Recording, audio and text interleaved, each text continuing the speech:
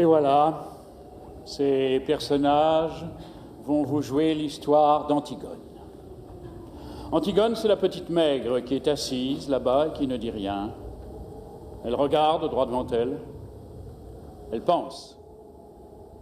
Elle pense qu'elle va être Antigone tout à l'heure, qu'elle va surgir soudain de la maigre jeune fille noiraude et renfermée que personne ne prenait au sérieux dans la famille, et se dresser seule en face du monde, seule en face de Créon, son oncle, qui est le roi. Elle pense qu'elle va mourir, qu'elle est jeune, et qu'elle aussi, elle aurait bien aimé vivre. Mais il n'y a rien à faire, elle s'appelle Antigone, et il va falloir qu'elle joue son rôle jusqu'au bout. Et depuis que ce rideau s'est levé, elle sent qu'elle s'éloigne à une vitesse vertigineuse de sa sœur, Ismène, qui bavarde et rit avec un jeune homme. Elle sent qu'elle s'éloigne de nous aussi, qui sommes là, bien tranquilles à la regarder. De nous qui n'avons pas à mourir ce soir. Le jeune homme avec qui parle la blonde, la belle, l'heureuse Ismène, c'est Aimon, le fils de Créon. Il est le fiancé d'Antigone. Tout le portait vers Ismène. Son goût de la danse et des jeux, son goût du bonheur et de la réussite, sa sensualité aussi, car Ismène est bien plus belle qu'Antigone. Et puis un soir de bal, où il n'avait dansé qu'avec Ismène, un soir où Ismène avait été éblouissante dans sa nouvelle robe, il a été trouvé Antigone, qui rêvait dans un coin comme en ce moment, ses bras entourant ses genoux, et il lui a demandé d'être sa femme. Personne n'a jamais compris pourquoi. Antigone a levé sans étonnement ses yeux graves sur lui, et lui a dit oui, avec un petit sourire triste. L'orchestre attaquait une nouvelle danse. Ismène riait aux éclats là-bas, au milieu des autres garçons. Et voilà, maintenant lui, il allait être le mari d'Antigone. Il ne savait pas qu'il ne devait jamais exister de mari d'Antigone sur cette terre et que ce titre princier lui donnait seulement le droit de mourir. Cet homme, robuste, aux cheveux grisonnants, qui médite là, près de son page, c'est Créon, c'est le roi. Il a des rides, il est fatigué, il joue au jeu difficile de conduire les hommes. Avant, du temps d'Édipe, quand il n'était que le premier personnage de la cour, il aimait la musique, les belles reliures, les longues flâneries chez les petits antiquaires de Thèbes. Mais Édipe et ses fils sont morts. Il a laissé ses livres, ses objets, il a retroussé ses manches et il a pris leur place. Alors quelquefois, le soir, il est fatigué. Et il se demande s'il n'est pas vain de conduire les hommes, si ce n'est pas un office sordide qu'on doit laisser à d'autres, plus fruste.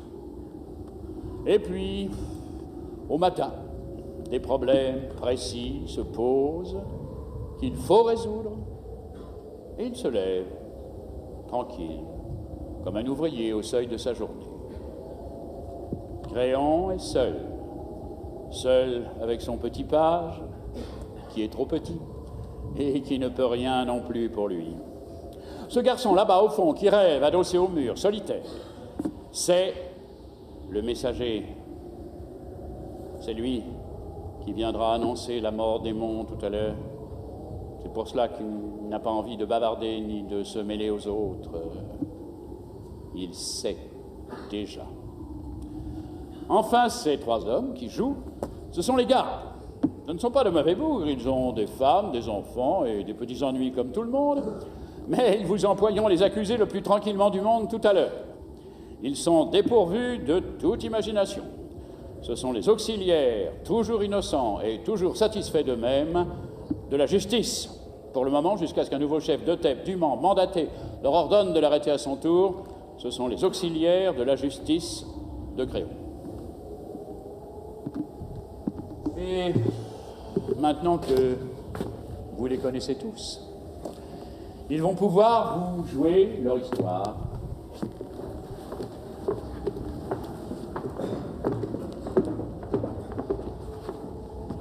Elle commence au moment où les deux fils d'Édipe, Éthéocle et Polynice, qui devaient régner sur Thèbes 1 an chacun à tour de rôle, se sont battus et entretués sous les murs de la ville.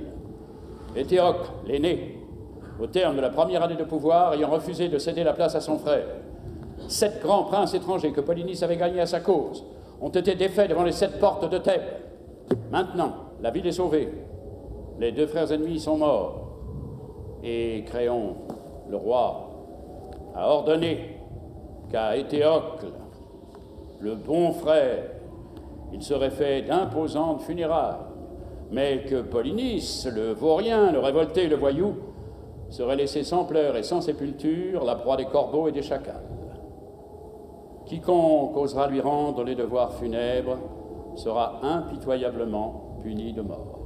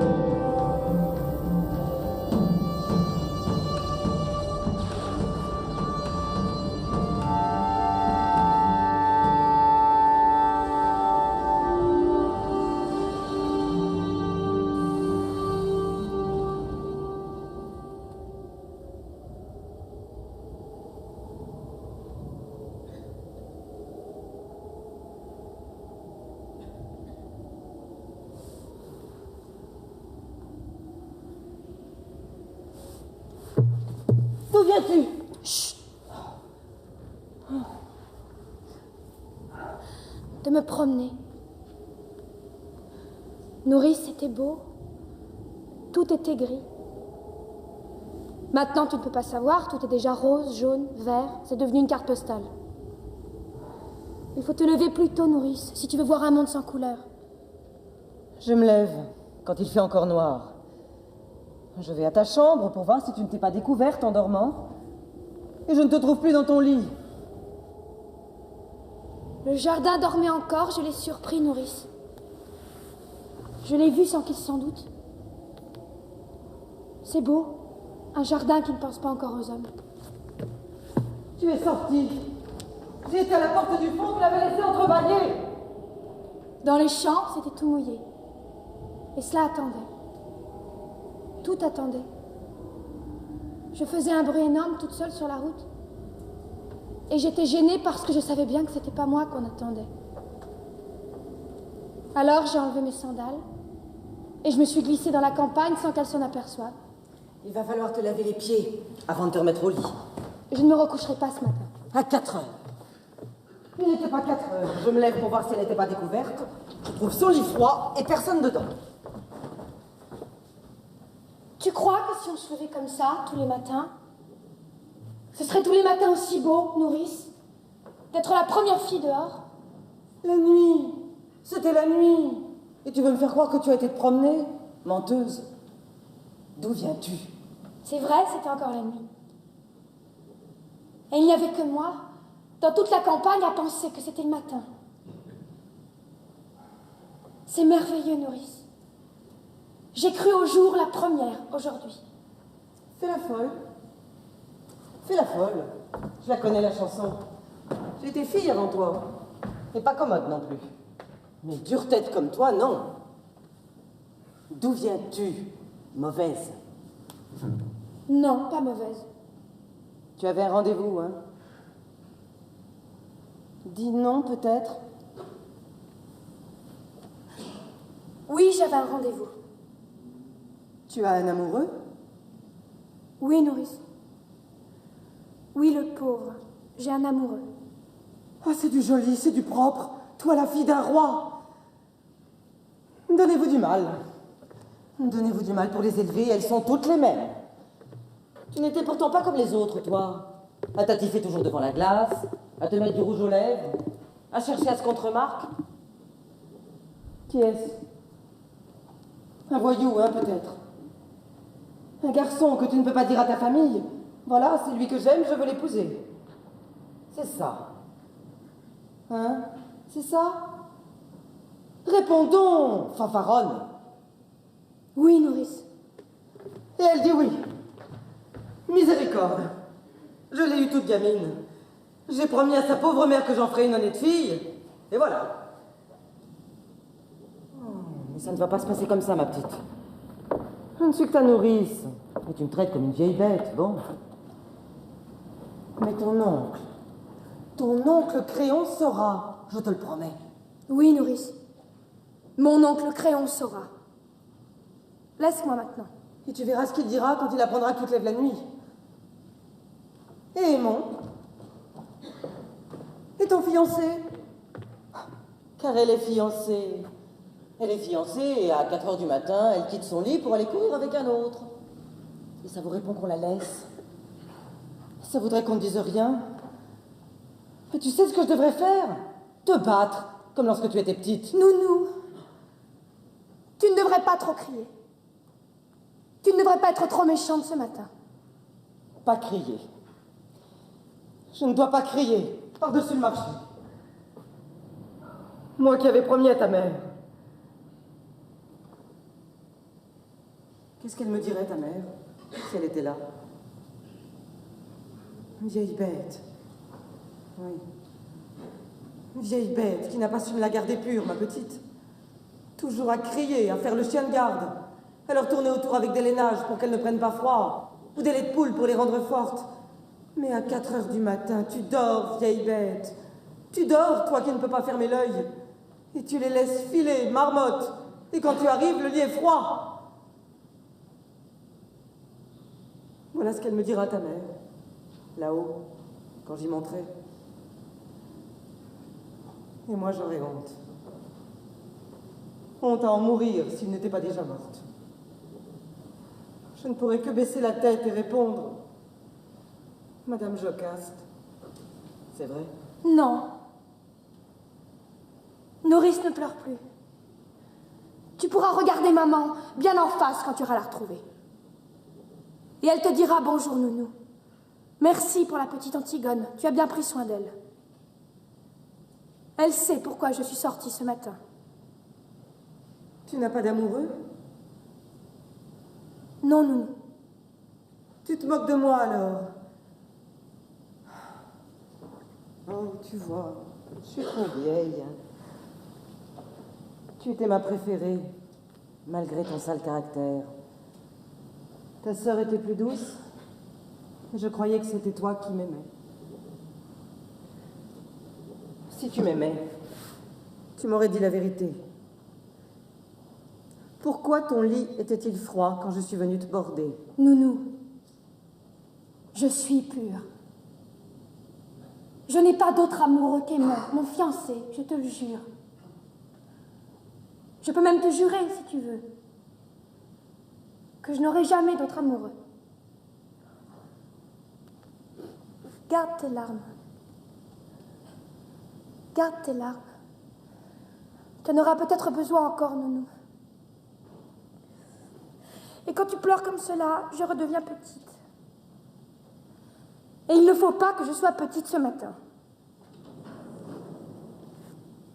Tu es déjà levée? Je viens de ta chambre. Oui, je suis déjà levée. Ah, toutes les deux alors. Toutes les deux, vous allez devenir folles et vous lever avant les servantes. Vous croyez que c'est bon d'être debout le matin à jeun? Que c'est convenable pour des princesses? Oh, vous n'êtes seulement pas couvertes. Oh non, vous allez voir que vous allez encore me prendre mal. Laisse-nous, nourrice. Il ne fait pas froid, je t'assure, c'est déjà l'été. Va nous faire du café.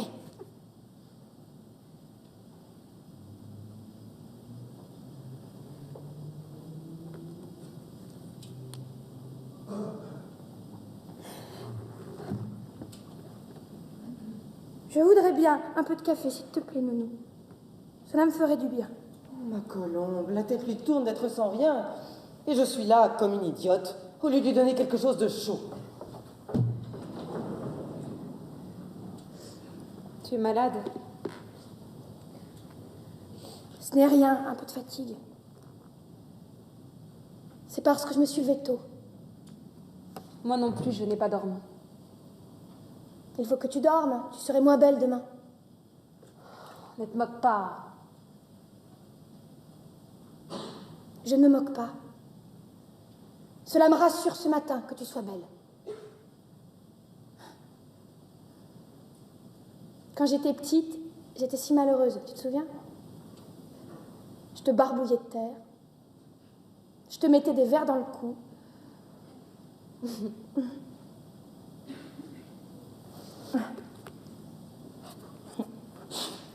Une fois, j'étais attachée à un arbre et je t'ai coupé tes cheveux. Tes beaux cheveux. Comme cela doit être facile de ne pas penser de bêtises, avec toutes ces belles mèches lisses et bien ordonnées autour de la tête. Pourquoi parlais-tu d'autre chose? Je ne parle pas d'autre chose. Tu sais, j'ai bien pensé, Antigone. Oui? J'ai bien pensé toute la nuit. Tu es folle. Oui. Nous ne pouvons pas. Pourquoi? Il nous ferait mourir. Bien sûr! À chacun son rôle. Lui, il doit nous faire mourir. Et nous devons aller enterrer notre frère. C'est comme cela que ça a été distribué. Qu'est-ce que tu veux que nous y fassions? Je ne veux pas mourir. Moi aussi. J'aurais bien voulu ne pas mourir. Écoute. J'ai bien réfléchi toute la nuit. Je suis l'aînée, je réfléchis plus que toi. Il y a des fois, il ne faut pas trop réfléchir. Si, Antigone.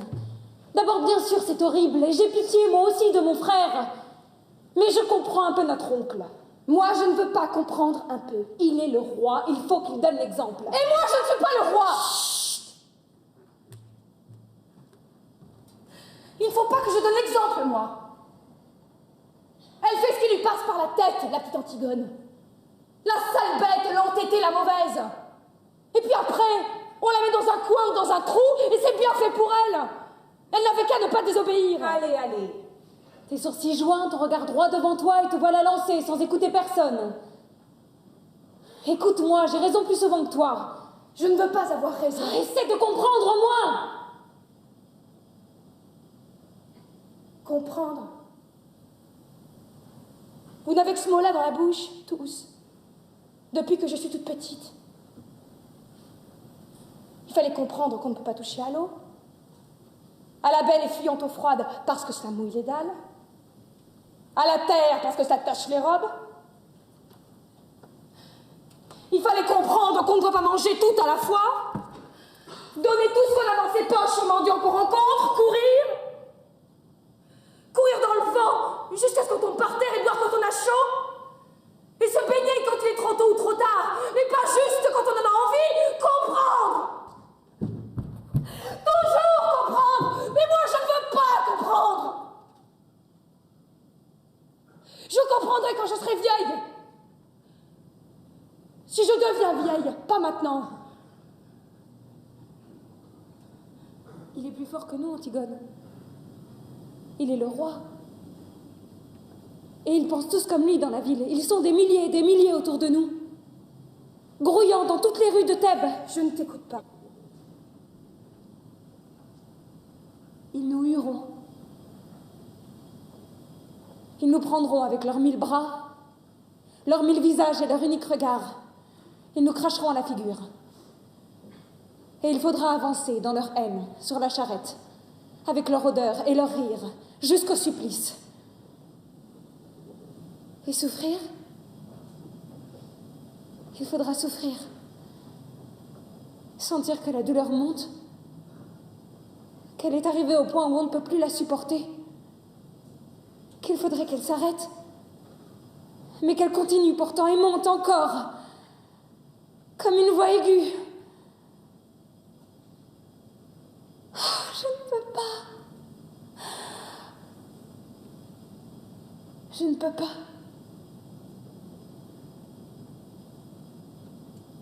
Comme tu as bien tout pensé.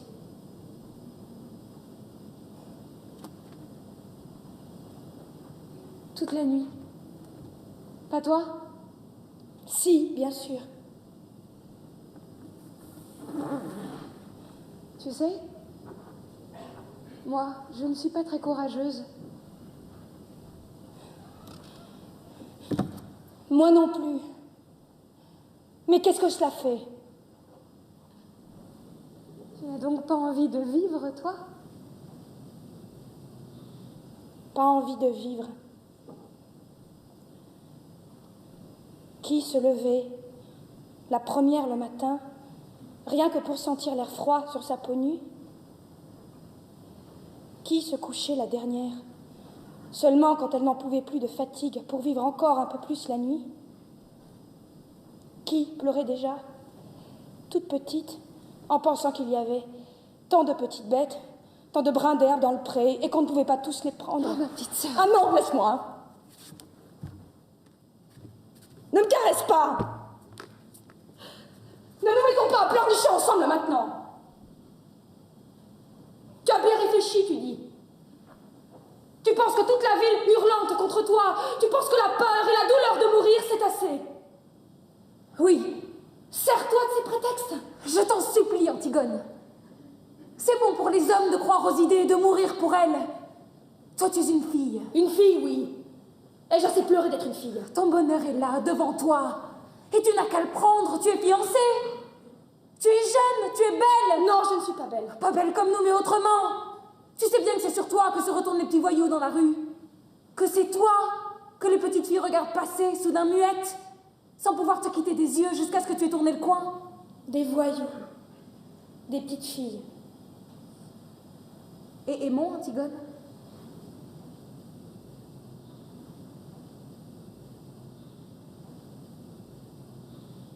Je parlerai tout à l'heure à Aimon. Aimon sera tout à l'heure une affaire réglée. Tu es folle. Tu m'as toujours dit que j'étais folle. Pour tout, depuis toujours.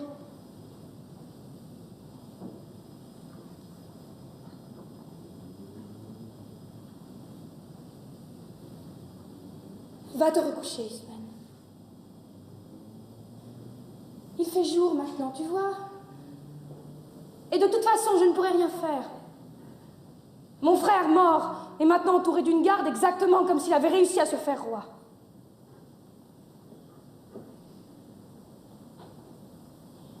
Va te recoucher. Tu es toute pâle de fatigue. Et toi? Je n'ai pas envie de dormir. Mais je te promets que je ne bougerai pas d'ici avant ton réveil. Nourrice va m'apporter à manger. Va dormir encore. Le soleil se lève seulement. Tu as les yeux tout petits de sommeil. Va.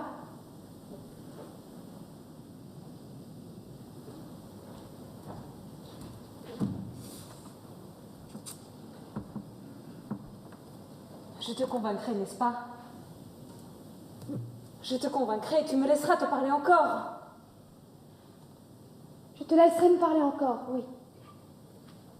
Je vous laisserai tous me parler. Va dormir maintenant, je t'en prie.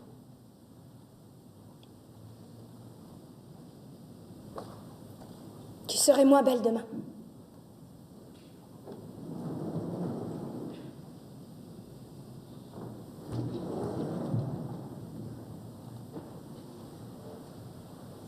Pauvre Ismène. Tiens, te voilà un bon café et des tartines, mon pigeon. Mange. Je n'ai pas très faim, nourrice. Je te les ai grillés moi-même. Et beurrés comme tu les aimes. Tu es gentille, Nounou. Je vais seulement boire un peu. Où as-tu mal?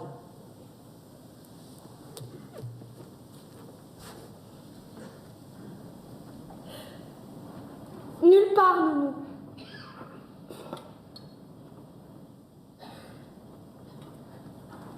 Mais fais-moi tout de même bien chaud. Comme lorsque j'étais malade.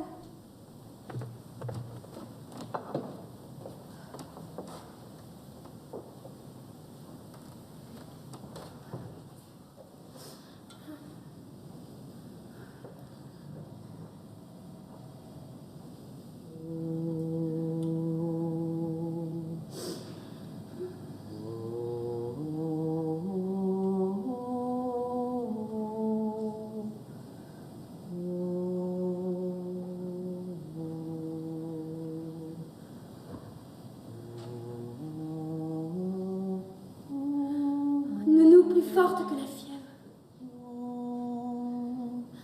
Nounou plus forte que le cauchemar. Plus forte que l'ombre de l'armoire qui ricane et se transforme d'heure en heure sur le mur. Plus forte que les 1000 insectes du silence qui rongent quelque chose quelque part dans la nuit.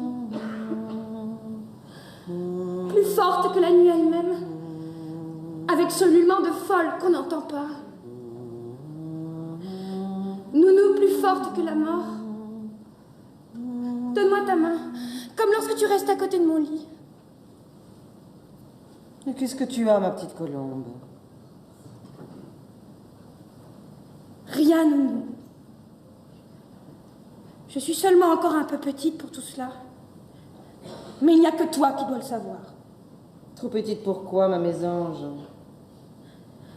Pour rien, Nounou. Et puis tu es là. Je tiens ta bonne main rugueuse qui sauve de tout, toujours. Je le sais bien. Peut-être qu'elle va me sauver encore. Tu es si puissante, Nounou. Mais qu'est-ce que tu veux que je fasse, ma tourterelle? Rien, Nounou. Seulement ta main, comme ça, là, sur mes joues.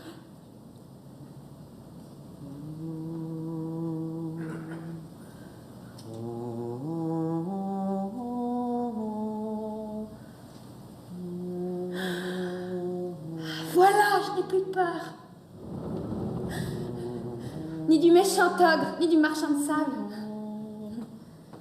Ni de Taou-Taou qui passe et emmène les enfants.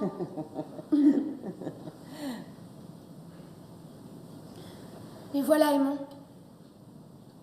Laisse-nous nourrir.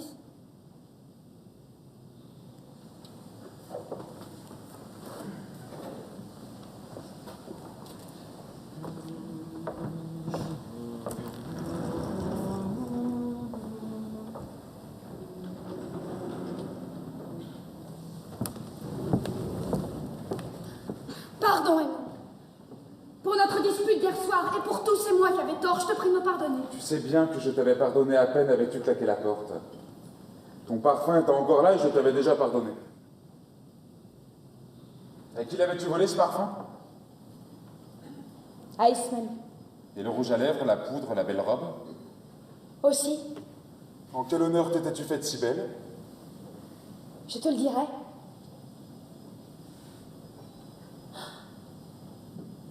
Oh mon chéri, comme j'ai été bête. Tout un soir gaspillé.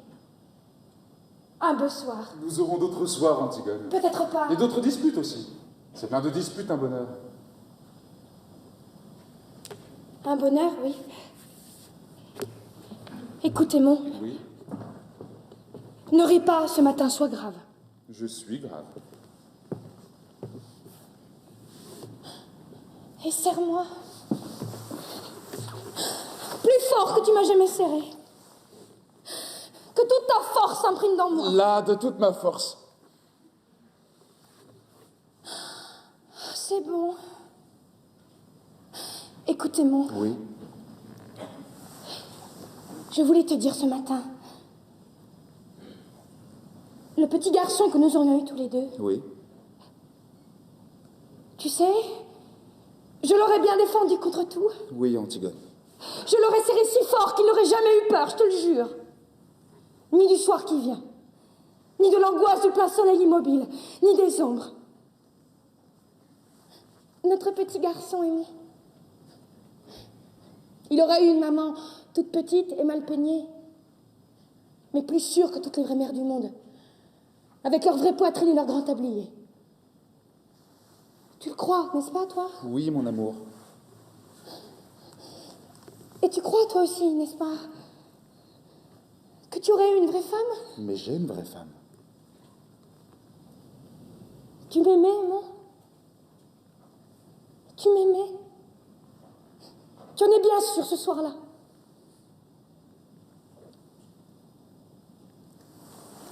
Quel soir? Tu es sûr qu'à ce bal où tu es venu me chercher dans mon coin, tu t'es pas trompé de jeune fille? Tu es sûr que tu n'as jamais regretté depuis?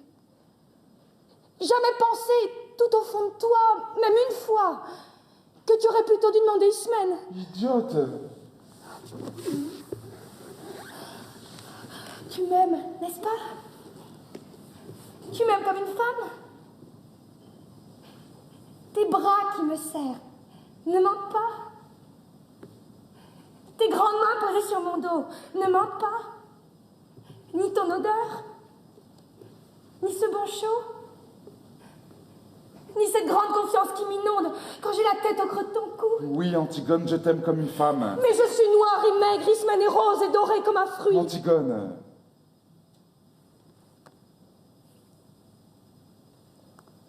Je suis rouge de honte. Mais il faut que je sache ce matin. Dis la vérité, je t'en prie. Quand tu penses que je serai à toi, est-ce que tu sens, au milieu de toi, comme un grand trou qui se creuse, comme quelque chose qui meurt? Oui, Antigone.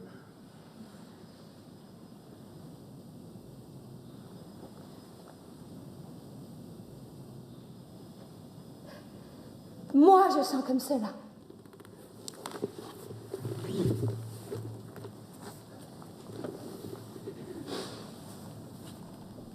Et je voulais te dire que j'aurais été très fière d'être ta femme. Ta vraie femme, sur qui tu aurais posé ta main le soir en t'asseyant, sans penser, comme sur une chose bien à toi. Voilà. Maintenant, je vais te dire encore 2 choses. Et quand je te les aurai dites, il faudra que tu sortes sans me questionner. Même si elles te paraissent extraordinaires, même si elles te font de la peine. Jure-le-moi. Qu'est-ce que tu vas me dire encore? Non, jure-moi d'abord que tu sortiras sans rien me dire, sans même me regarder. Si tu m'aimes, jure-le-moi.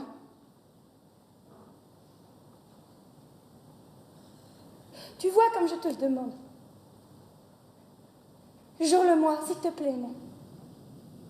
C'est la dernière folie que tu auras à me passer. Je te le jure. Merci. Alors voilà. Hier d'abord. Tu me demandais tout à l'heure pourquoi j'étais venue avec une robe d'Ismène, ce parfum, ce rouge à lèvres. J'étais bête. Je n'étais pas très sûre que tu me désires vraiment. Et j'avais fait tout cela pour être un peu plus comme les autres filles. Pour te donner envie de moi. C'était pour cela? Oui. Et tu as ri. Et nous nous sommes disputés. Et mon mauvais caractère a été le plus fort, je me suis sauvée.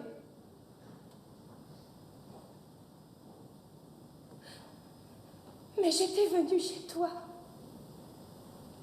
pour que tu me prennes hier soir, pour que je sois ta femme avant. Tu m'as juré de ne pas me demander pourquoi, tu m'as juré, non. Je t'en supplie. D'ailleurs, je vais te dire, je voulais être ta femme quand même.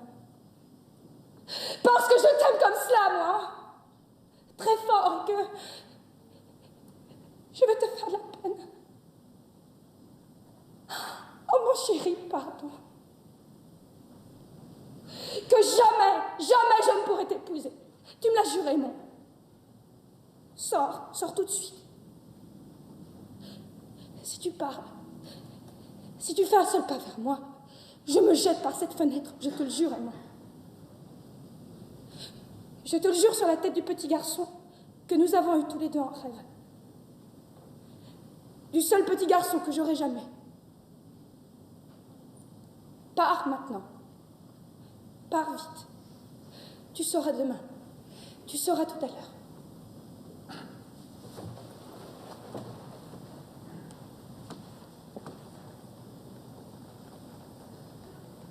Pars, s'il te plaît, Aimant. C'est tout ce que tu peux faire encore pour moi, si tu m'aimes.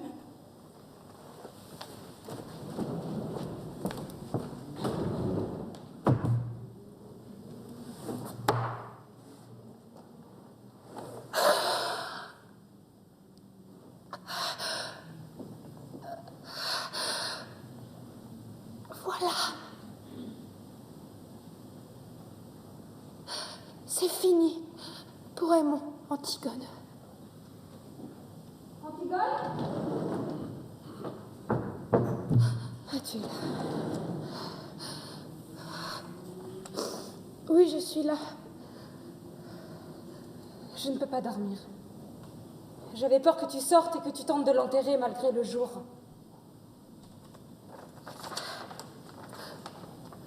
Antigone, ma petite sœur, nous sommes tous là, autour de toi. Aimons-nous, nous et moi. Nous t'aimons et nous sommes vivants, nous. Nous avons besoin de toi. Polynice est mort et il ne t'aimait pas. Il a toujours été un étranger pour nous. Un mauvais frère. Oublie-le, Antigone, comme il nous avait oubliés. Laisse son ombre dure errer éternellement sans sépulture, puisque c'est la loi de Créon. Ne tente pas ce qui est au-dessus de tes forces. Tu braves tout, toujours. Mais tu es toute petite, Antigone. N'y va pas cette nuit. Reste avec nous. Je t'en supplie.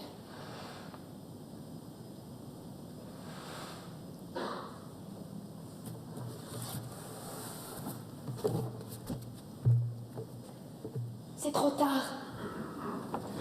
Ce matin, quand tu m'as rencontré, j'en venais.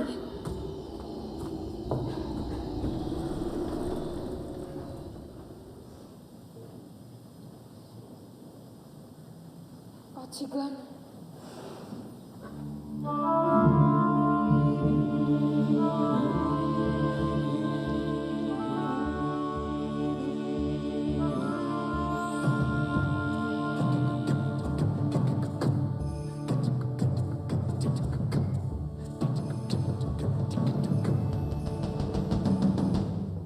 Garde, dis-tu?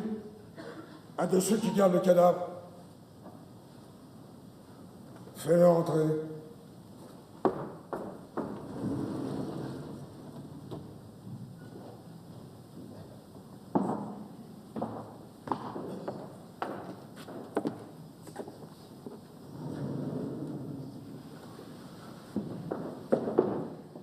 Garde Jonas de la 2e compagnie. Qu'est-ce que tu veux? Voilà, chef. On a tiré au sort pour savoir celui qui viendrait et le sort est tombé sur moi. Alors voilà, chef, je suis venu parce qu'on a pensé qu'il valait mieux qu'il n'y en ait qu'un qui explique. Et puis parce qu'on ne pouvait pas abandonner le poste tous les trois. Qu'as-tu à me dire? Eh bien voilà, chef. Le cadavre. On a veillé pourtant. On avait la relève de 2 heures, la plus dure. Vous savez ce que c'est au moment où la nuit va finir, ce plomb entre les yeux, la nuque qui tire, et puis toutes ces ombres qui bougent et le brouillard du petit matin qui se lève. Ah, ils ont bien choisi leur heure. On était là, on parlait, on battait la semelle. On ne dormait pas, chef. Ça, on peut vous le jurer tous les trois qu'on ne dormait pas. D'ailleurs, avec le froid qu'il faisait, tout d'un coup, moi, je regarde le cadavre. On était à 2 pas, mais moi, je le regardais tout de même, de temps en temps. Je suis comme ça, moi, chef. Je suis méticuleux. C'est pour ça que mes supérieurs, ils disent, avec Jonas, c'est moi qui l'ai vu le premier, chef. Les autres vous le diront, c'est moi qui ai donné l'alarme le premier. L'alarme? Pourquoi? Le cadavre, chef. Quelqu'un l'avait recouvert. Oh, pas grand-chose, il n'avait pas eu le temps avec nous à côté, seulement un peu de terre. Mais suffisamment tout de même pour le cacher au retour. Tu es sûr que ce n'est pas une bête? En grattant? Non, chef, on a d'abord espéré ça, nous aussi, mais la terre était jetée sur lui selon les rites. C'est quelqu'un qui savait ce qu'il faisait. Qui a osé? Qui a été assez fou pour braver ma loi? As-tu relevé des traces? Rien. Rien qu'un pas plus léger qu'un passage d'oiseau. Après, en cherchant mieux, on a trouvé plus loin une pelle. Une petite pelle d'enfant, toute vieille, toute rouillée. On a pensé que ça ne pouvait pas être un enfant qui avait fait le coup. Un enfant? L'opposition. Brisée qui sourd et mine déjà partout. Les amis de Polynice avec Laurent bloqués dans Thèbes. Les chefs de la plèbe soudainement alliés au prince. Et les prêtres essayant de pêcher quelque chose au milieu de tout cela. Un enfant. Ils ont dû penser que ce serait plus touchant. Je le vois d'ici, leur enfant, avec sa gueule de tueur à pointer. Et la petite pelle soigneusement enveloppée dans du papier sous sa veste. Ah, à moins qu'il n'ait dressé un vrai enfant, avec des phrases. Une innocence inestimable pour le parti. Un vrai petit garçon pâle, qui crachera devant mes fusils. Un précieux sang bien frais sur mes mains. Double aubaine. Maison des complices. Et dans ma garde, peut-être. À qui avez-vous déjà parlé de cette affaire? À personne, chef. On a tout de suite tiré au sort et je suis venu. Alors écoute bien. Votre garde est doublée. Renvoyez la relève. Voilà l'ordre. Je ne veux que vous près du cadavre. Et pas un mot. Vous êtes tous coupables d'une négligence. Vous serez punis, de toute façon. Mais si tu parles, si le bruit court dans la ville qu'on a recouvert le cadavre de Polynice, alors vous mourrez, tous les trois. On n'a pas parlé, chef, je vous le jure. Mais moi, j'étais ici. Et peut-être que les autres, ils l'ont déjà dit à la relève. Chef, j'ai 2 enfants. Il y en a un qui est tout petit. Vous témoignerez pour moi que j'étais ici, chef, devant le conseil de guerre. J'étais ici, moi, avec vous. J'ai un témoin. Si on a parlé, ce sera les autres, ce sera pas moi. J'ai un témoin, moi.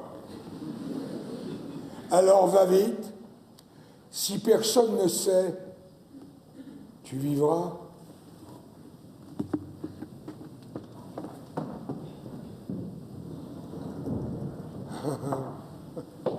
Un enfant.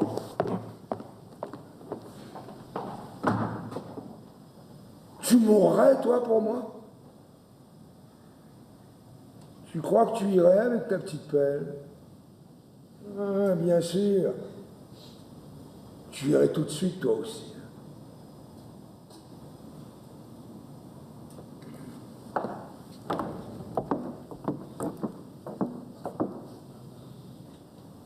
Un enfant.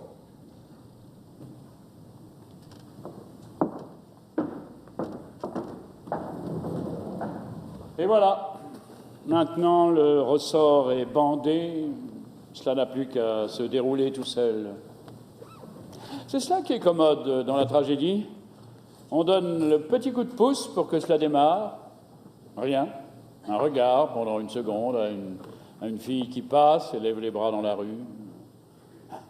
Une envie d'honneur, un beau matin, comme de quelque chose qui se mange. Une question de trop que l'on se pose un soir, et c'est tout. Et après, on n'a plus qu'à laisser faire. Ça roule tout seul. C'est minutieux, bien huilé, depuis toujours. La mort, la trahison, le désespoir sont là, tout près. Et les éclats, et les orages, et les silences. Tous les silences. Le silence quand le bras du bourreau se lève à la fin. Le silence au commencement, quand les 2 amants sont nus l'un en face de l'autre pour la première fois, sans oser bouger tout de suite dans la chambre sombre. Le silence quand les cris de la foule éclatent autour du vainqueur. Et c'est comme un film dont le son s'est enrayé, toutes ces bouches ouvertes dont il ne sort rien. Toute cette clameur qui n'est qu'une image. Et le vainqueur, déjà vaincu, seul, au milieu de son silence. C'est propre, la tragédie. C'est reposant. C'est sûr.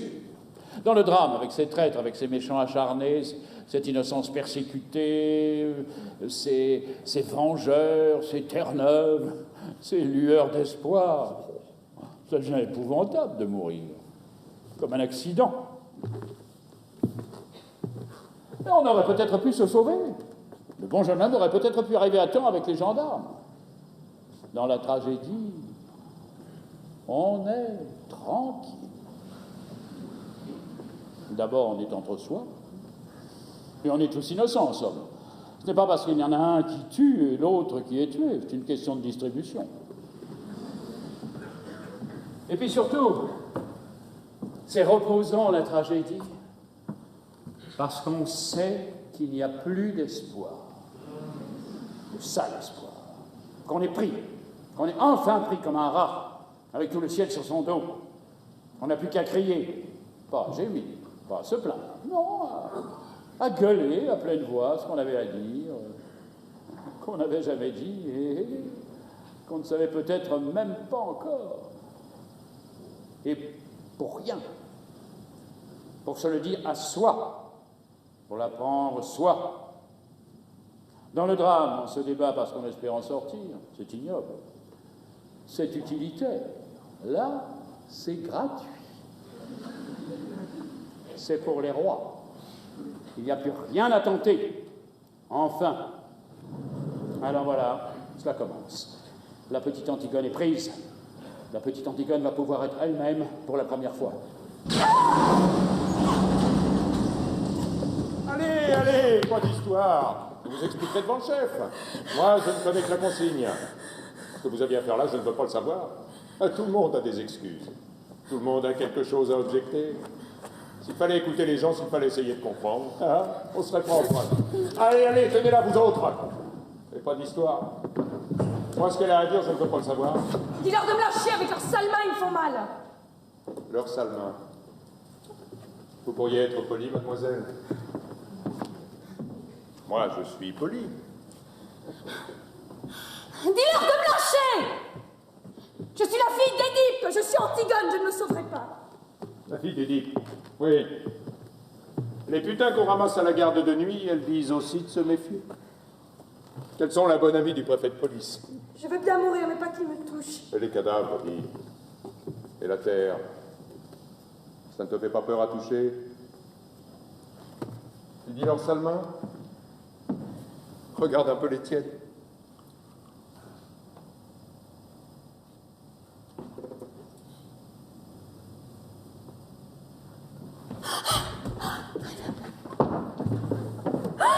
On t'avait pris cet appel? Il a fallu que tu en fasses avec tes ongles la deuxième fois. Ah, cette audace! Je tourne le dos une seconde, je te demande une chic, allez, le temps de me la caler dans la joue, le temps de dire merci. Elle était là, à gratter comme une petite hyène. Et en plein jour! Et c'est qu'elle se débattait, cette garce, quand j'ai voulu la prendre. C'est qu'elle voulait me sauter aux yeux, hein. Elle criait qu'il fallait qu'elle finisse.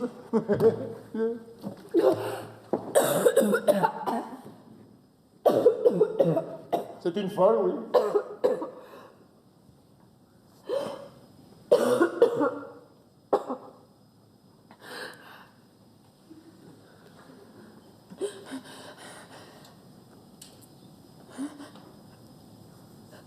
Je voudrais m'asseoir un peu. S'il vous plaît. C'est bon qu'elle s'asseye. Mais n'en lâchez pas, vous autres.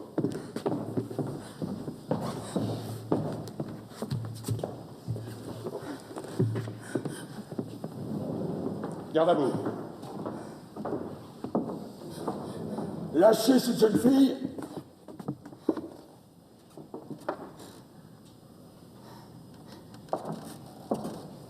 Qu'est-ce que c'est? C'est le piquet de garde, chef. On est venu avec les camarades. Qui garde le corps? On a appelé la relève, chef. Je t'avais dit de la renvoyer. Je t'avais dit de ne rien dire. On n'a rien dit, chef. Mais comme on a arrêté celle-là, on a pensé qu'il fallait qu'on vienne. Et cette fois, on n'a pas tiré au sort. On est venus tous les trois. Imbécile.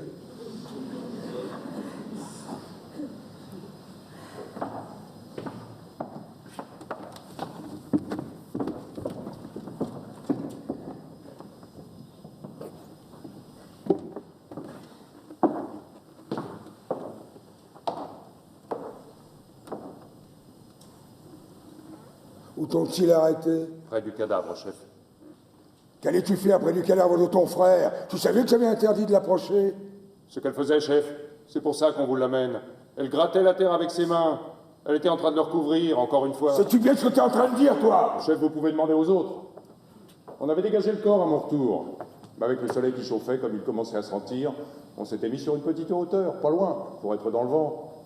On se disait qu'en plein jour, on ne risquait rien. Pourtant, pour être plus sûr, on avait décidé qu'il y en aurait toujours un de nous trois qui le regarderait. Mais à midi, en plein soleil, et puis avec l'odeur qui montait depuis que le vent était tombé, c'était comme un coup de massue. J'avais beau écarquiller les yeux, ça tremblait comme de la gélatine. Je voyais plus. J'ai au camarade lui demandé une chic pour passer ça. Le temps que je me la cale à la joue, chef, le temps que je lui dise merci, je me retourne, elle était là à gratter avec ses mains. En plein jour. Elle devait bien penser qu'on ne pouvait pas ne pas la voir. Et quand elle a vu que je lui courais dessus, vous croyez qu'elle s'est arrêtée, qu'elle a essayé de se sauver peut-être? Non, elle continuait de toutes ses forces, aussi vite qu'elle pouvait, comme si elle ne me voyait pas arriver. Et quand je l'empoignais, elle se débattait comme une diablesse. Elle voulait continuer encore. Elle me criait de la laisser, que le corps n'était pas encore tout à fait couvert. C'est vrai? Oui, c'est vrai. On a découvert le corps comme de juste, et on a passé la relève sans parler de rien. Et on est venu vous l'amener, chef. Voilà. Et cette nuit, la première fois, c'était toi aussi? Oui, c'était moi. Avec une petite pelle de fer qui nous servait à faire des châteaux de sable sur la plage pendant les vacances. C'était justement la pelle de Polynice. Il avait gravé son nom au couteau sur le manche. C'est pour cela que je l'avais laissée près de lui. Mais ils l'ont prise. Alors la seconde fois, j'ai dû recommencer avec mes mains. On aurait dit une petite bête qui grattait. Même qu'au premier coup d'œil, avec l'air chaud qui tremblait, le camarade a dit « Bah non, c'est une bête. Penses-tu » Je lui dis « C'est trop fin pour une bête. C'est une fille. » C'est bien. On vous demandera peut-être un rapport tout à l'heure. Pour le moment, laissez-moi seul avec elle. Petit, conduis ces hommes à côté et qu'ils restent au secret, jusqu'à ce que je revienne les voir.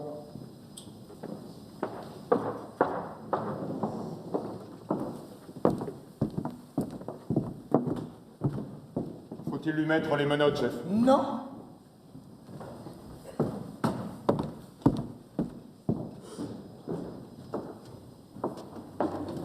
Avais-tu parlé de ton projet à quelqu'un? Non. As-tu rencontré quelqu'un sur ta route? Non, personne. Tu es bien sûr? Oui. Alors écoute-moi bien. Tu vas rentrer chez toi te coucher. Dire que tu es malade, que tu n'es pas sorti depuis hier. Ta nourrice dira comme toi. Je ferai disparaître ces trois hommes. Pourquoi? Puisque vous savez bien que je recommencerai.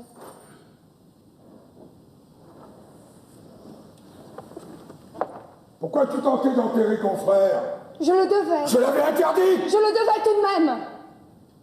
Ce qu'on n'enterre pas erre éternellement sans jamais trouver de repos. Si mon frère vivant était rentré harassé d'une longue chasse, je lui aurais enlevé ses chaussures, je lui aurais fait à manger.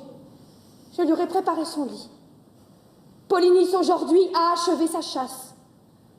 Il rentre à la maison où mon père et ma mère et Théocle aussi l'attendent. Il a droit au repos. C'était un révolté, un traître. Tu le savais? C'était mon frère. Mais tu l'as entendu proclamer, l'édit au carrefour. Tu avais lu l'affiche sur tous les murs de la ville. Oui. Tu savais le sort qui était promis à celui quel qu'il soit qui oserait lui rendre les honneurs funèbres? Oui, je le savais. Ah, alors tu as peut-être cru que d'être la fille d'Édipe, la fille de l'orgueil d'Édipe, c'était assez pour être au-dessus de la loi. Non, je n'ai pas cru cela. La loi est d'abord faite pour toi, Antigone. La loi est d'abord faite pour les filles des rois. Si j'avais été une servante, en train de faire sa vaisselle, quand j'ai entendu lire l'édit, j'aurais essuyé l'eau grasse de mes bras, et je serais sortie avec mon tablier pour aller enterrer mon frère. C'est pas vrai! Si tu avais été une servante, hein, tu n'aurais pas douté que tu allais mourir. Et tu serais resté à pleurer ton frère, mais chez toi. Seulement tu as pensé que tu étais de race royale, ma nièce, la fiancée de mon fils, et que quoi qu'il arrive, je n'oserais pas te faire mourir. Vous vous trompez. J'étais certaine que vous me feriez mourir, au contraire. Voilà, l'orgueil. L'orgueil d'Édipe, tu es l'orgueil d'Édipe. Ah, maintenant que je l'ai trouvé au fond de tes yeux, je te crois. Tu as dû penser que je te ferais mourir. Et cela paraissait un dénouement alors tout naturel pour toi, orgueilleuse. Pour ton père, non plus, je ne dis pas le bonheur, il n'en était pas question. Mais le malheur humain, c'était trop peu.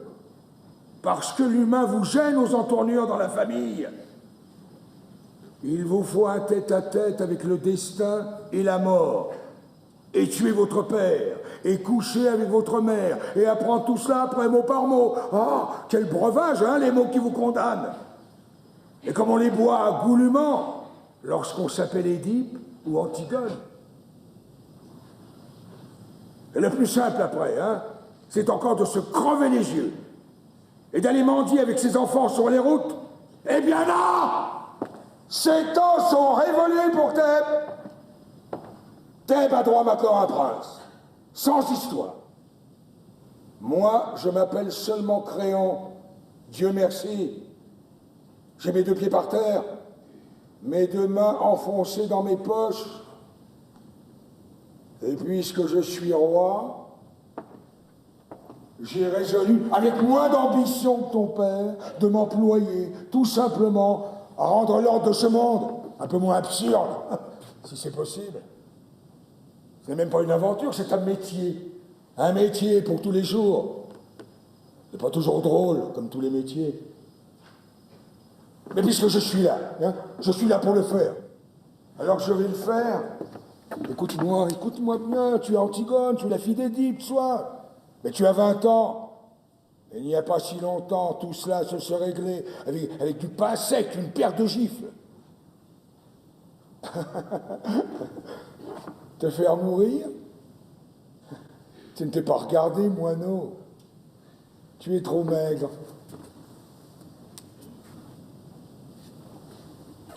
Tu vas rentrer chez toi tout de suite, faire ce que je t'ai dit. Te taire. Je me charge du silence des autres.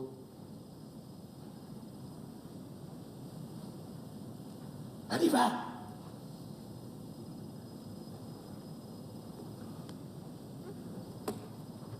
Non! Ne me foudroie pas comme ça du regard. Hein? Tu me prends pour une brute, c'est entendu. Et tu dois penser que décidément, je suis bien prosaïque. Ah. Mais je t'aime. Je t'aime bien tout de même, hein? Malgré ton sale caractère. N'oublie pas que c'est moi qui t'ai fait cadeau de ta première poupée. Hein, il n'y a pas si longtemps. Antigone, c'est par cette porte qu'on regagne ta chambre. Où t'en vas-tu par là? Vous le savez bien. Quel jeu joues-tu? Je ne joue pas. Tu ne comprends donc pas que si quelqu'un d'autre que ces 3 brutes sait tout à l'heure ce que tu as tenté de faire, moi, je serais obligé de te faire mourir. Mais si tu te tais maintenant, si tu renonces à cette folie, j'ai une chance de te sauver, mais je ne l'aurai plus dans 5 minutes. Il faut que j'aille enterrer mon frère, que ces hommes ont découvert. Tu irais refaire ce geste absurde? Mais il y a une autre garde autour du corps de Polynice, et même si tu parviens à le recouvrir encore, on dégagera son cadavre, tu le sais bien. Que peux-tu donc si longtemps sanglanter encore les ongles? Te faire prendre? Rien d'autre que cela, je le sais. Mais cela, du moins, je peux. Et il faut faire ce que l'on peut. Tu y crois donc vraiment, toi, à cet enterrement dans les règles, à cette ombre de ton frère condamné à errer toujours, si on ne jette pas sur le cadavre un petit peu de terre avec la formule du prêtre? Tu l'auras déjà entendu, toi, la réciter au prêtre de Thèbes, la formule? Tu as vu ces pauvres têtes d'employés fatigués, écourtant les gestes, avalant les mots, bâclant ce mort pour en prendre un autre avant le repas de midi? Oui, je les ai vus. Ah, et tu n'as jamais pensé alors que si c'était un être que tu aimais vraiment, qui était là, couché, dans cette boîte, tu te mettrais à hurler tout d'un coup, alors crier de se taire, de s'en aller? Si, je l'ai pensé. Et tu risques la mort maintenant parce que j'ai refusé à ton frère ce passeport dérisoire, ce bredouillage en série sur sa dépouille, cette pantomime dont tu aurais été la première à avoir honte et mal si on l'avait jouée. C'est absurde. Oui, c'est absurde. Et pourquoi fais-tu ce geste alors? Pour les autres?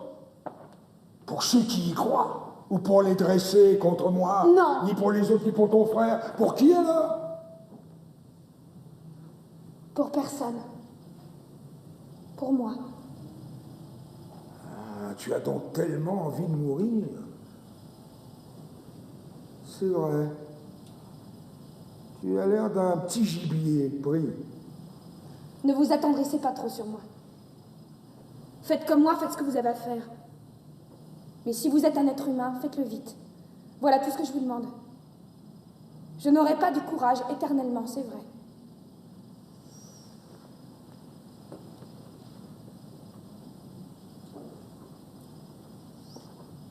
Je veux te sauver, Antigone. Vous êtes le roi, vous pouvez tout, mais cela vous ne le pouvez pas. Tu crois? Ni me sauver, ni me contraindre. Orgueilleuse, petite Édipe. Vous pouvez seulement me faire mourir. Et si je te fais torturer? Pourquoi? Pour que je pleure? Que je demande grâce? Que je jure tout ce qu'on voudra? Et que je recommence après, quand je n'aurai plus mal. Écoute-moi bien, hein? J'ai le mauvais rôle, c'est entendu, et tu as le bon. Et tu le sens. Mais n'en profite tout de même pas trop, hein, petite peste. Parce que si j'étais une bonne brute, ordinaire de tyran, il y a déjà longtemps qu'on t'aurait arraché la langue, tiré les membres aux tenailles, jeté dans un trou. Hein? Tu vois quelque chose dans mes yeux, quelque chose qui hésite. Hein? Tu veux que je te laisse parler au lieu d'appeler mes soldats? Alors tu nargues, tu attaques tant que tu peux, mais où veux-tu en venir à la fin, petite furie? Lâchez-moi, vous faites mal au bras avec votre main. Non, moi je suis le plus fort comme ça, alors j'en profite aussi. Aïe. C'est peut-être ce que je devrais faire après tout, hein? Tout simplement te tendre le poignet et te tirer les cheveux, comme on fait aux filles dans les jeux. Je suis ton oncle, c'est entendu, mais nous ne sommes pas tendres les uns pour les autres dans la famille. Cela ne te semble pas drôle tout de même, non? Ce roi bafoué, qui peut tout, ce vieil homme, qui t'écoute, et qui en a tué d'autres, est aussi attendrissant que toi, je t'assure, et qui, hélas, donnait toute cette peine pour essayer de t'empêcher de mourir. Vous serrez trop maintenant. Cela ne me fait même plus mal. Je n'ai plus de bras. Je sais pourtant si j'ai autre chose à faire aujourd'hui. Mais je vais tout de même perdre le temps qu'il faudra. Et te sauver, petite peste. Au lendemain d'une révolution ratée, il n'y a du pain sur la planche, je t'assure. Mais les affaires urgentes attendront. Je ne veux pas te laisser mourir dans une histoire de politique. Tu vaux mieux que ça. Hein? Et parce que ton Polynice, cette ombre éplorée, et ce corps qui se décompose entre ses gardes, et tout ce pathétique qui t'enflamme, tout cela, ce n'est qu'une histoire de politique. D'abord, je ne suis pas tendre, mais je suis délicat. J'aime ce qui est propre, net, bien lavé. Parce que tu crois que ça ne me dégoûte pas autant que toi, non? Cette viande qui pourrit au soleil. Mais il faut que tout aille comme ça pendant quelque temps. Tu penses bien que j'aurais fait enterrer ton frère, ne fût que pour l'hygiène. Mais pour que les brutes que je gouverne comprennent, il faut que ça pue. Le cadavre de Polynice, dans toute la ville, pendant un mois. Vous êtes odieux! Oui, mon petit...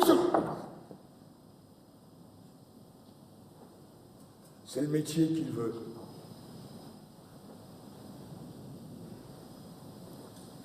Ce qu'on peut discuter, c'est s'il faut le faire ou ne pas le faire. Mais si on le fait, il faut le faire comme ça.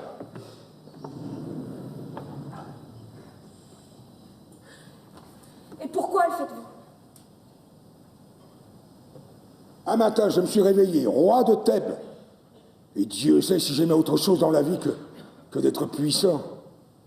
Il fallait dire non, alors. Ah, je le pouvais. Mais je me suis senti tout à coup comme un ouvrier qui refusait un ouvrage. Cela ne m'a pas paru honnête. J'ai dit oui. Eh bien, tant pis pour vous. Moi, je n'ai pas dit oui. Qu'est-ce que vous voulez que ça me fasse à moi? Votre politique, vos nécessités, vos pauvres histoires. Moi, je peux dire non encore à tout ce que je n'aime pas. Et je suis seul juge. Et vous, avec votre couronne, avec vos gardes, avec votre attirail, vous pouvez seulement me faire mourir parce que vous avez dit oui. Écoute-moi. Mais si je veux, moi, je peux ne pas vous écouter. Vous avez dit oui. Je n'ai plus rien à apprendre de vous. Et pas vous. Vous êtes là, à boire mes paroles. Et si vous n'appelez pas vos gardes, c'est pour m'écouter jusqu'au bout. Tu m'amuses. Non. Je vous fais peur. Et c'est pour ça que vous essayez de me sauver.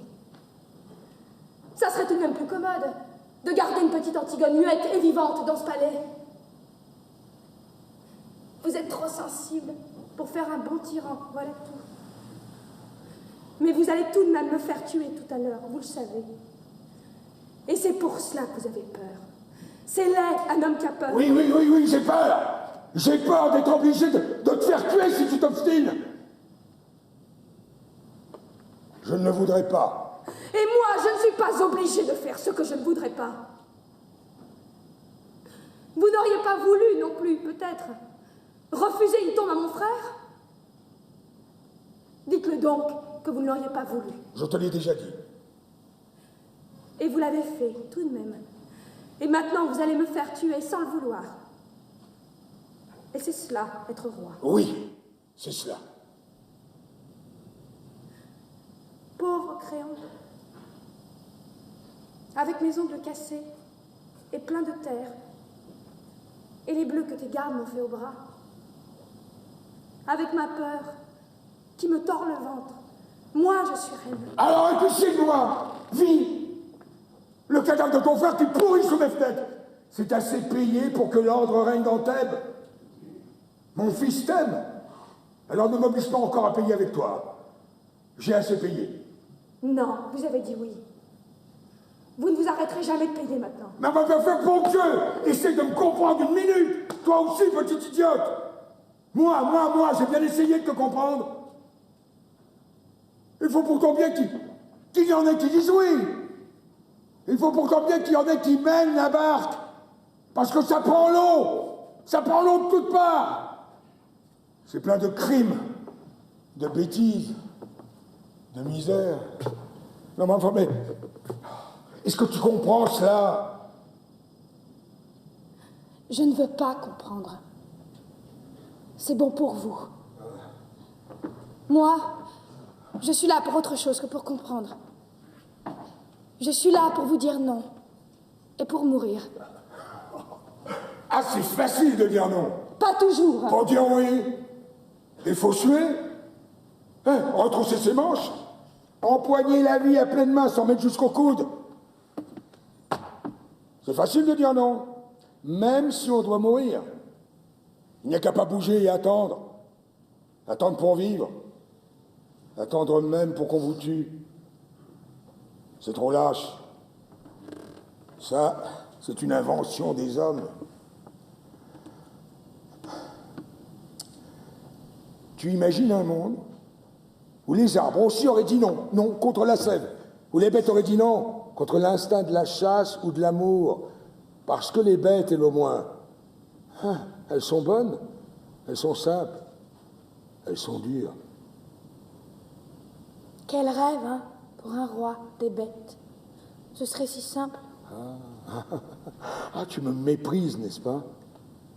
Ah, c'est drôle. Je l'ai souvent imaginé, ce dialogue avec un petit jeune homme pâle qui aurait essayé de me tuer. Et donc je ne pourrais rien tirer après que du mépris. Mais je ne pensais pas que ce serait avec toi et pour quelque chose d'aussi bête. Alors, écoute-moi tout de même pour la dernière fois. Mon rôle n'est pas bon, mais c'est mon rôle et je vais te faire tuer. Seulement avant, je voudrais que toi aussi tu sois bien sûr du tien. Parce que tu sais pourquoi tu vas mourir, Antigone. Tu sais au bas de quelle histoire sordide tu vas signer pour toujours ton petit nom sanglant. Quelle histoire? Celle d'Éthéocle et de Polynice, celle de tes frères. Ah non, non, non, non, non, non, tu crois la savoir, mais tu ne la sais pas, parce que personne ne la sait dans Thèbes, que moi. Mais il me semble que toi, ce matin, tu as aussi le droit de l'apprendre. Et ce n'est pas bien beau, tu vas voir. Ah, que te rappelles-tu de tes frères d'abord?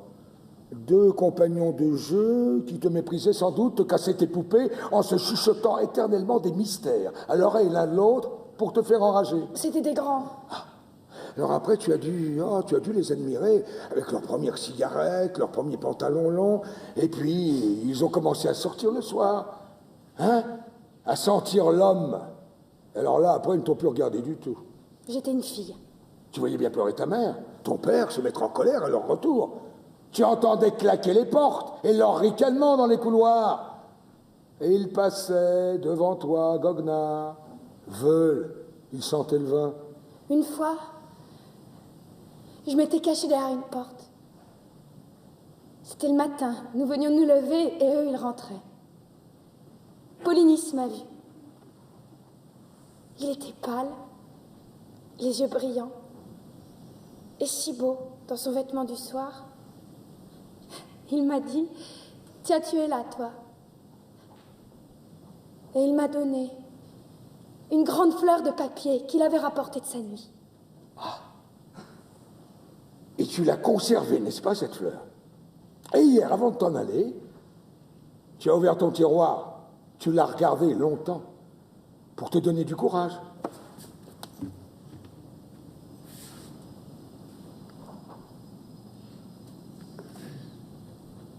Qui vous a dit cela?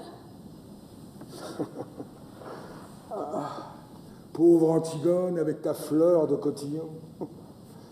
Sais-tu qui était ton frère? Je savais que vous me diriez du mal de lui, en tout cas. Un petit fêtard imbécile, un petit carnassier dur, sans âme, une petite brute, juste bonne à aller plus vite que les autres avec ses voitures, à dépenser plus d'argent dans les bars. Tiens, une fois, j'étais là, ton père venait de lui refuser une grosse somme d'argent qu'il avait perdu au jeu. Il est devenu tout pâle. Il a levé son poing en criant un mot ignoble. C'est pas vrai. Son poing de brûle, t'as tout volé dans le visage de ton père. C'était pitoyable. Ton père était assis à sa table, la tête dans ses mains. Il saignait. Il saignait du nez et il pleurait. Et dans un coin du bureau, Polynice ricanant qui allumait une cigarette. C'est pas vrai.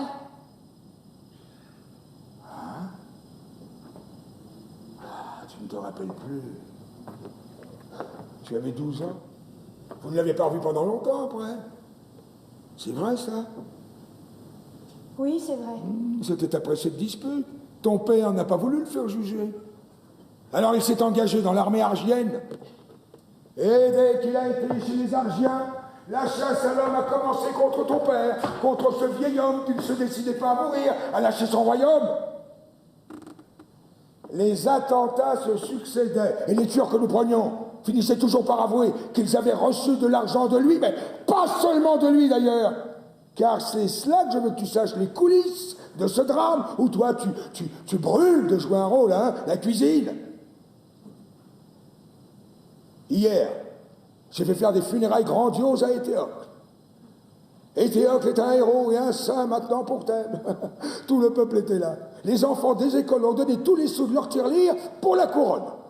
Des vieillards faussement ému, ont magnifié, avec des trémolos dans la voix, le bon frère, le fils d'Édipe, le prince royal. Moi aussi, j'ai fait un discours, et tous les prêtres de Thèbes au grand complet avec la tête de circonstance, et les honneurs militaires. Ah, il fallait bien. Je ne pouvais tout de même pas m'offrir une crapule dans les deux camps. Car je vais te dire quelque chose à toi, quelque chose que moi, je sais seul, quelque chose d'effroyable. Et Théocle, ce prix de vertu, ne valait pas plus cher que Polynice. Le bon fils avait essayé lui aussi de faire assassiner son père. Le prince loyal avait décidé, lui aussi, de vendre Thèbes au plus offrant, hein? Crois-tu que c'est drôle? Cette trahison pour laquelle le corps de Polynice est en train de pourrir au soleil. Eh bien, j'ai la preuve maintenant. Théocle, qui dort dans son tombeau de marbre, se préparait lui aussi à la commettre. C'est un hasard. Si Polynice a réussi son coup avant lui, nous avions affaire à deux larrons en foire qui se trompaient l'un l'autre en nous trompant et qui se sont égorgés l'un et l'autre comme deux petits voyous qu'ils étaient pour un règlement de compte.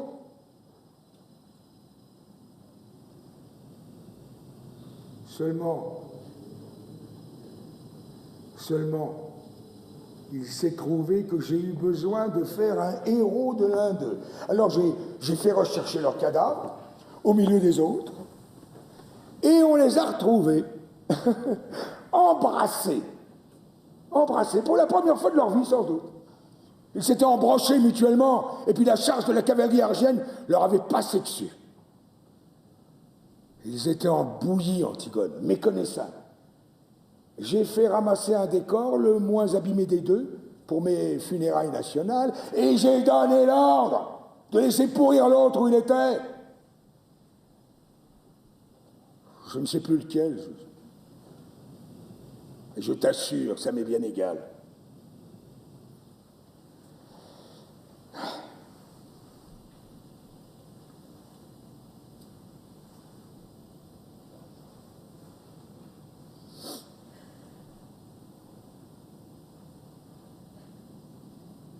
Pourquoi m'avez-vous raconté cela? Valait-il mieux te laisser mourir dans cette pauvre histoire? Peut-être. Moi, je croyais. Qu'est-ce que tu vas faire maintenant?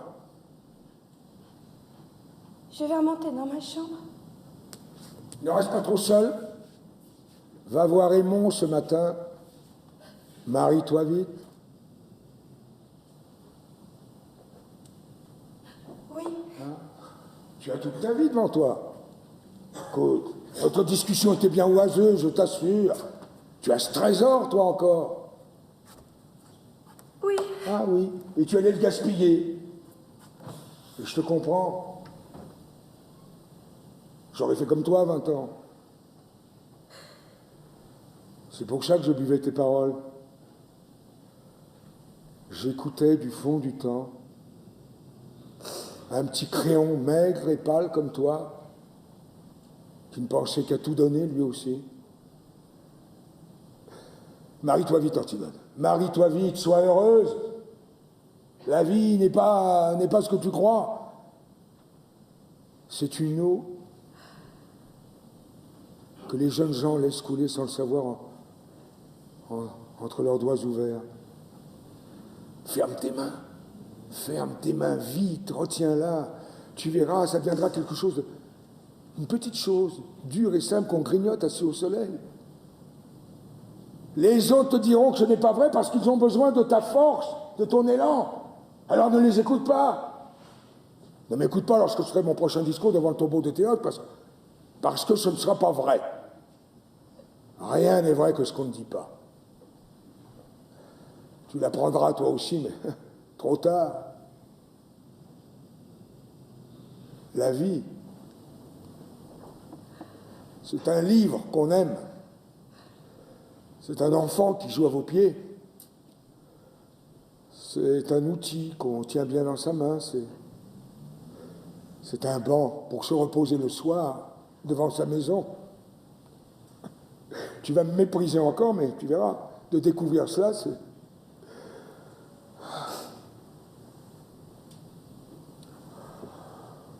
c'est la consolation dérisoire de vieillir. Parce que la vie, ce n'est peut-être tout de même que le bonheur.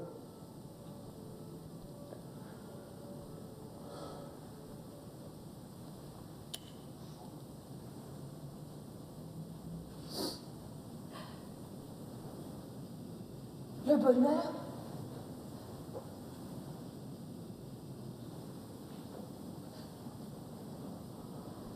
Un pauvre mot, hein. Et quel sera-t-il, mon bonheur?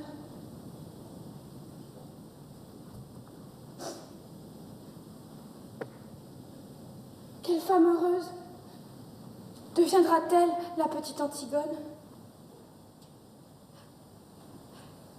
Quelle pauvreté faudra-t-il qu'elle fasse, elle aussi, jour par jour, pour arracher avec ses dents son petit lambeau de bonheur? Dites, à qui devra-t-elle mentir? À qui sourire? À qui se vendre? Qui devra-t-elle laisser mourir en détournant le regard? Mais tu es folle! Tais-toi! Non, je ne me tairai pas! Je veux savoir comment je m'y prendrai, moi aussi, pour être heureuse. Et tout de suite, puisque c'est tout de suite qu'il faut choisir. Vous dites que c'est si beau, la vie. Je veux savoir comment je m'y prendrai pour vivre. Tu aimes Aymon. Oui, j'aime Aymon. J'aime un Aymon dur et jeune. Un Aymon exigeant et fidèle comme moi.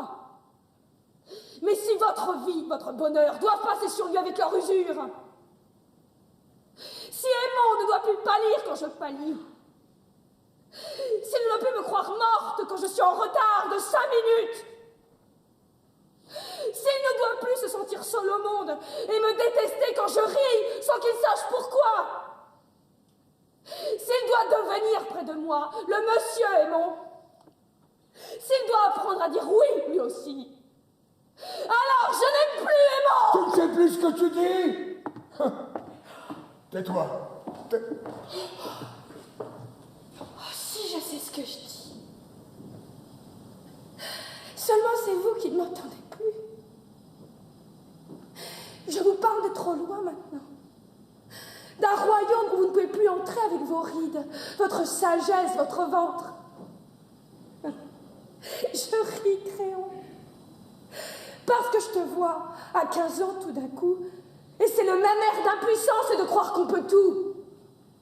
La vie t'a seulement rajouté ces petits plis sur le visage et cette graisse autour de toi. Écoute, tu vas te taire à la fin. Mais pourquoi veux-tu me faire taire? Parce que tu sais que j'ai raison? Tu crois que je ne le vois pas dans tes yeux, que tu le sais? Tu sais que j'ai raison. Mais tu ne l'avoueras jamais parce que tu es en train de défendre ton bonheur en ce moment, comme un os. Oui, le tien, et le mien. Imbécile. Vous me dégoûtez tous avec votre bonheur. Avec votre vie qu'il faut aimer coûte que coûte. On dirait des chiens qui lèchent tout ce qu'ils trouvent. Et cette petite chance pour tous les jours, si on n'est pas trop exigeant. Mais moi, je veux tout. Et tout de suite. Et que ce soit entier, ou alors je refuse. Je ne veux pas être modeste, moi, et me contenter d'un petit morceau si j'ai été bien sage. Je veux être sûre de tout, aujourd'hui. Et que ce soit aussi beau que quand j'étais petite, ou mourir. Voilà. Tu commences. Commence comme ton père. Comme mon père. Comme mon père, oui. Nous sommes de ceux qui posent les questions jusqu'au bout. Jusqu'à ce qu'il ne reste plus la plus petite chance d'espoir vivante. La plus petite chance d'espoir à étrangler. Nous sommes de ceux qui lui saute dessus quand il rencontre votre espoir. Votre cher espoir. Votre seul espoir. Et toi? Mais si tu voyais ta tête, en criant ces mots, mais tu es laide. Et oui, je suis laide. C'est ignoble, n'est-ce pas? Ces cris, ces sursauts, cette tête de chiffonnier. Papa n'est devenu bon qu'après. Quand il a été bien sûr enfin qu'il avait tué son père, que c'était bien avec sa mère qu'il avait couché et que rien, plus rien ne pourrait le sauver. Alors il s'est calmé tout d'un coup. Il a eu comme un sourire et il est devenu beau, c'était fini. Il n'a plus qu'à fermer les yeux pour ne plus vous voir. À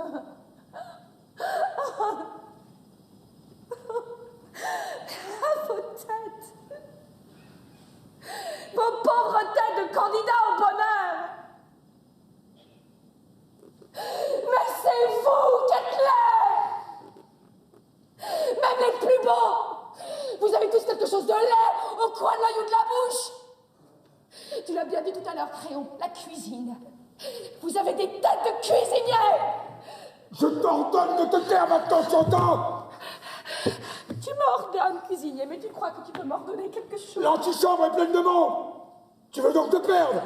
On va t'entendre. Eh bien, ouvre les portes, justement, il faut m'entendre. Mais pas Dieu. Tu vas te taire à la fin. Allons vite, cuisinier, appelle tes gardes.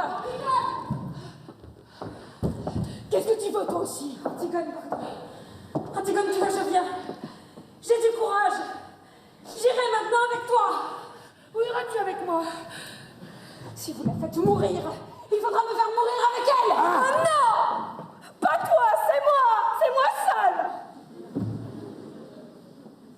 Mais je ne veux pas vivre si tu meurs. Je ne veux pas rester ici sans toi. Tu as choisi la vie. Et moi la mort, laisse-moi maintenant avec tes jérémiades. Il fallait y aller. À quatre pattes dans la nuit. Il fallait aller gratter la terre avec tes ongles pendant qu'ils étaient tout près. Et te faire empoigner par eux comme une voleuse. Je serai demain.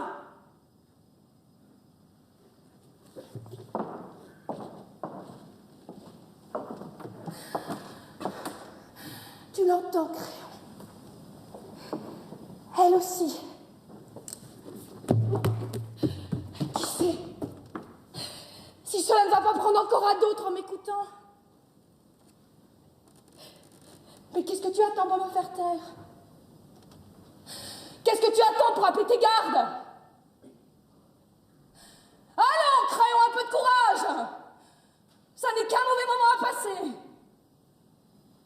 Allons vite, cuisinier, puisqu'il le faut. Garde! Emmenez-la! Enfin, Créon.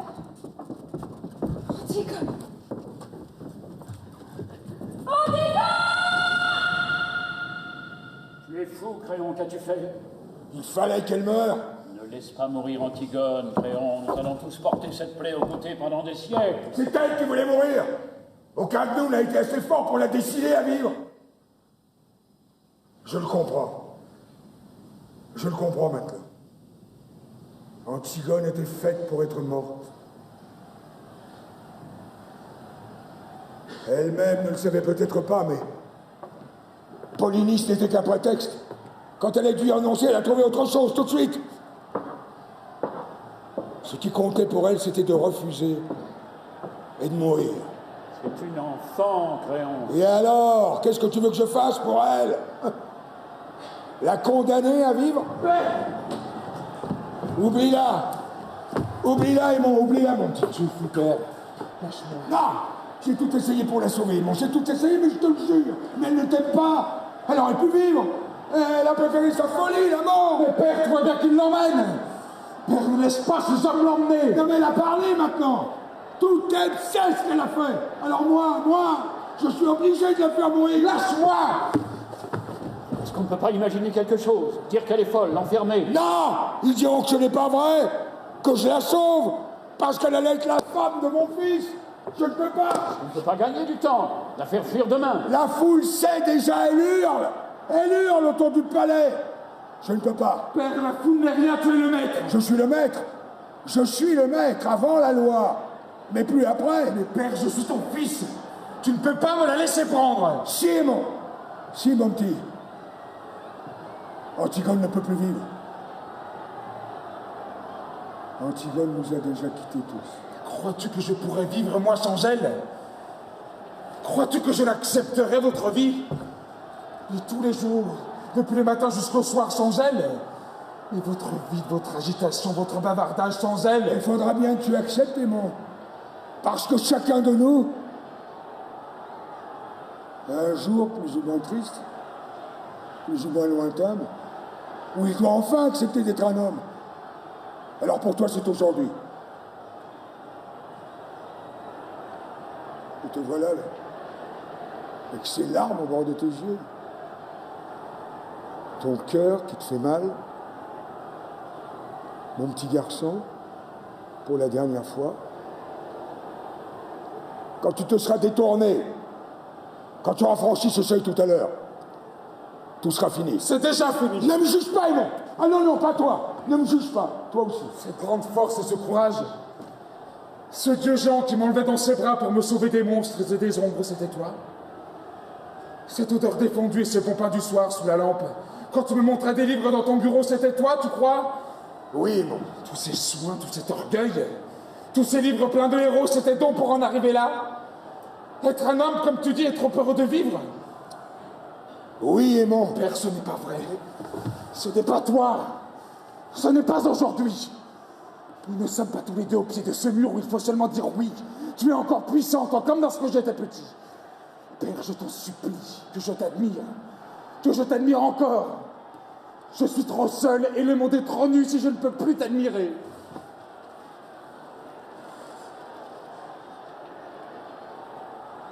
On est tout seul, Aimon. Le monde est nu. Tu m'as admiré trop longtemps. Regarde-moi. Regarde-moi! C'est ça devenir un homme. Voir le visage de son père en face, une fois. Antigone! Antigone, au secours! Créon, il est sorti comme un fou.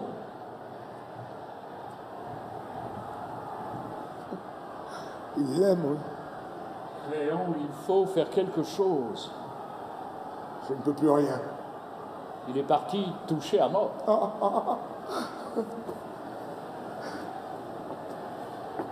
Nous sommes tous touchés à mort. Chef, ils envahissent le palais. Créon, je ne veux plus voir leur visage. Je ne veux plus entendre leurs cris. Tu es ma mort maintenant, c'est assez. Fais que je ne vois plus personne, jusqu'à ce que ça soit fini. Les gardes! Aux portes! Videz le palais! Toi! Tu restes ici avec elle!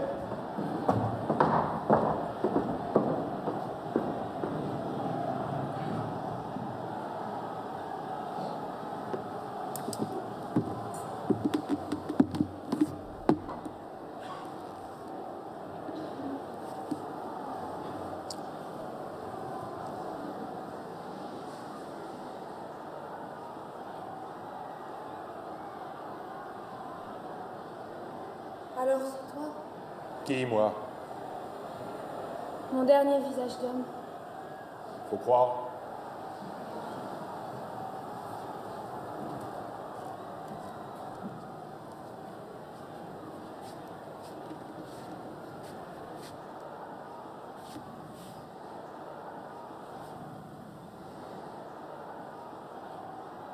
Que je te regarde.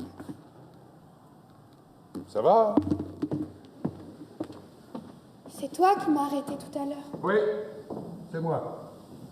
qui m'a fait mal. Tu n'avais pas besoin de me faire mal. Est-ce que j'avais l'air de vouloir me sauver? Allez, pas d'histoire. Si ce n'était pas vous, c'était moi qui y passais. Tu as quel âge? 39 ans.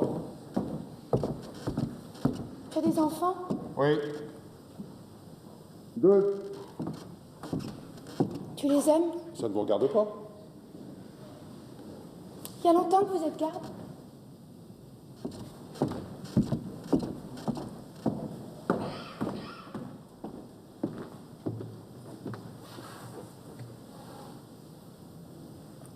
Après la guerre, j'étais sergent. J'ai engagé. Il faut être sergent pour être garde? En principe, oui. Sergent ou avoir suivi le peloton spécial. Devenu garde, le sergent perd son grade. Un exemple. Je rencontre une recrue de l'armée. Elle peut ne pas me saluer. Ah oui? Oui. Remarquez que généralement elle le fait. La recrue sait que le garde est un gradé. Question solde, on a la solde ordinaire du garde, comme ceux du peloton spécial.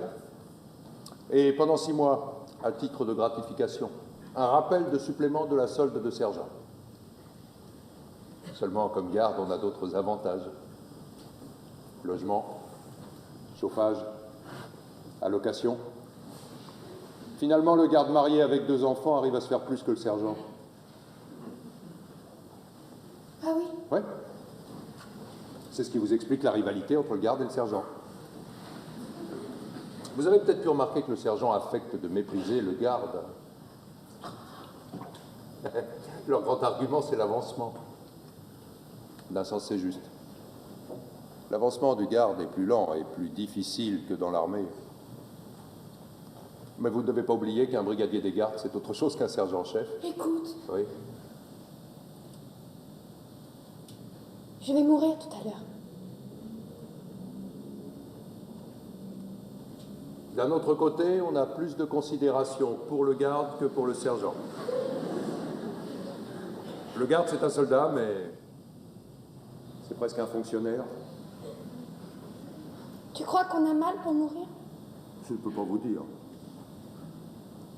Pendant la guerre, ceux qui étaient touchés au ventre, ils avaient mal. Moi, j'ai pas été blessé. D'un sens, ça m'a nui pour l'avancement. Comment vont-ils me faire mourir? Je ne sais pas. Je crois que j'ai entendu dire que pour ne pas souiller la ville de votre sang, ils allaient vous murer dans un trou. Vivante? Ah oui, d'abord.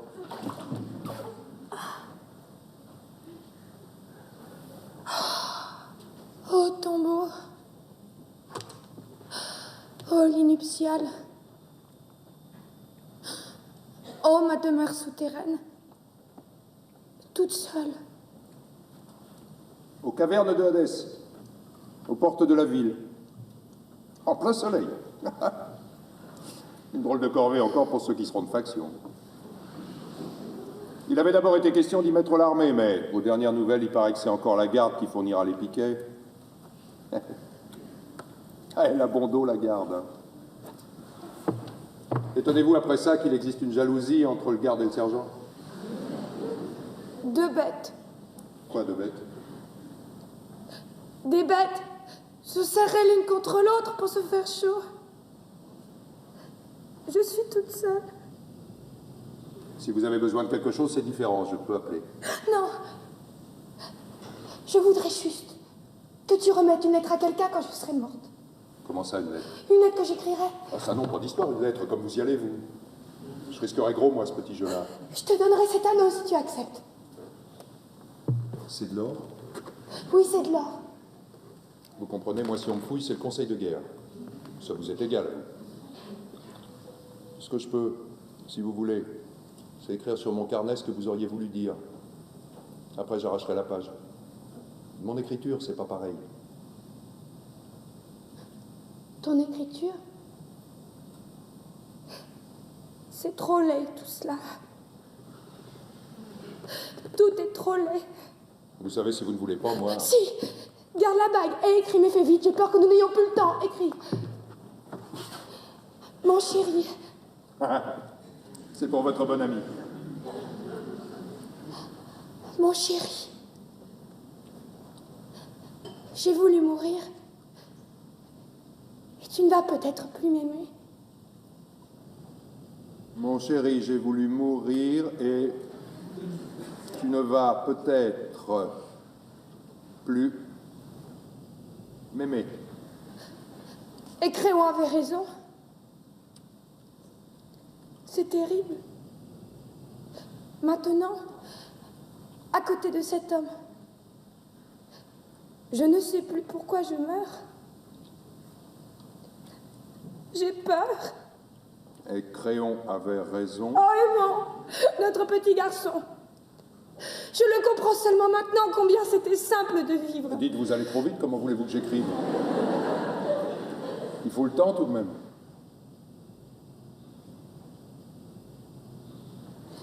Où en étais-tu? C'est terrible, maintenant à côté de cet homme.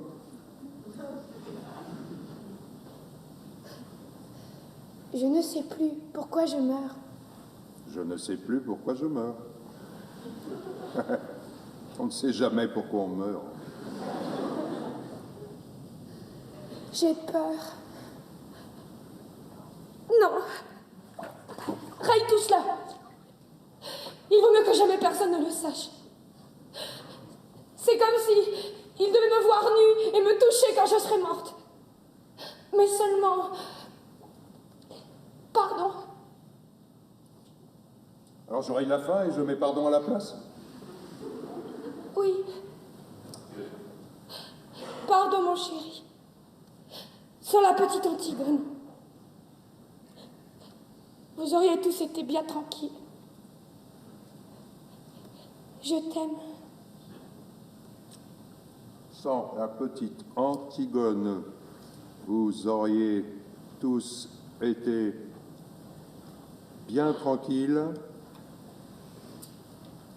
Je t'aime. C'est tout?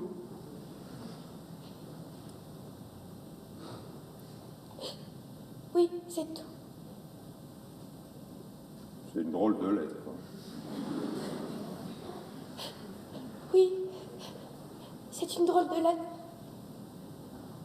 Et c'est à qui qu'elle est adressée? Allez. Pas d'histoire.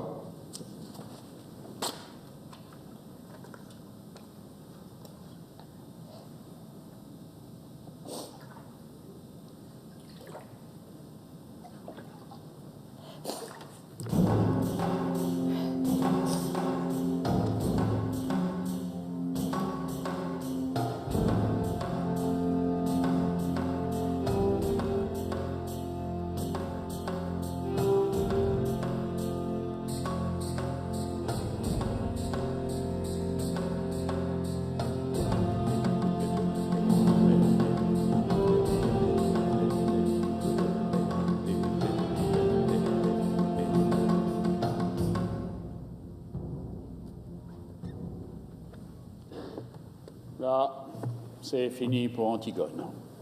Maintenant, le tour de Créon approche. Il va falloir qu'ils y passent tous. La reine! Où est la reine? Que lui veux-tu? Qu'as-tu à lui apprendre? Une terrible nouvelle.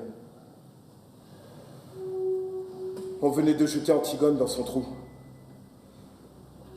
On n'avait pas encore fini de rouler les derniers blocs de pierre lorsque Créon et tous ceux qui l'entourent entendent des plaintes qui sortent soudain du tombeau.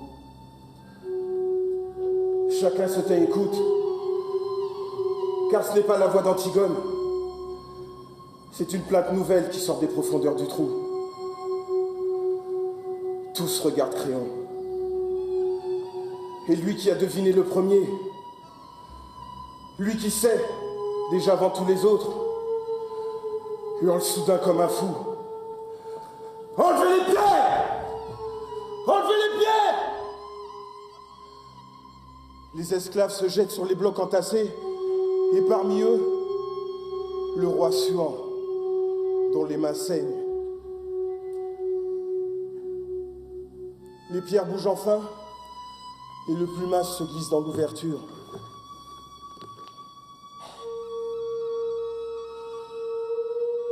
Antigone est au fond de la tombe, pendue au fil de sa ceinture.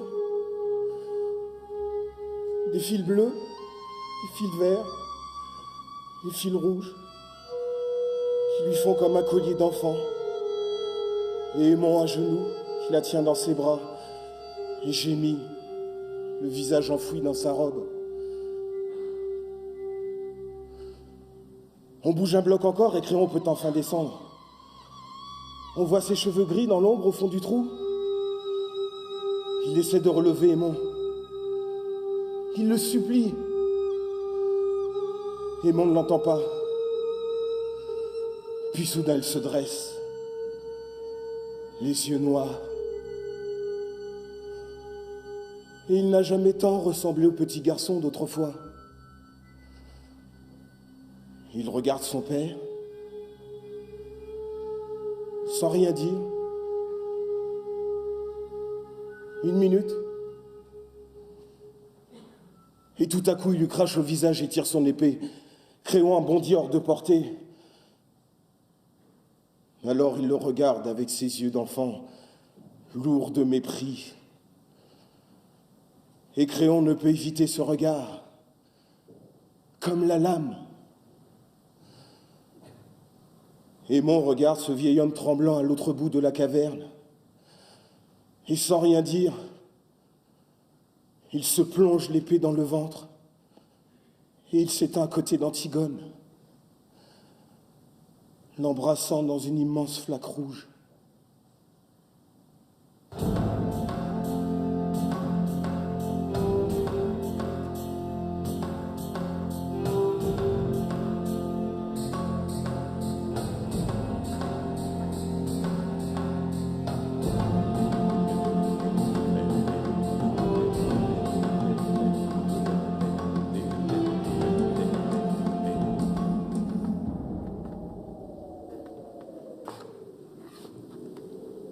Je les ai fait coucher l'un près de l'autre. Enfin. Ils sont lavés maintenant, reposés. Ils sont seulement un peu pâles, mais si calmes. Deux amants, au lendemain de la première nuit. Ils ont fini. Pas toi, Créon, il te reste encore quelque chose à apprendre.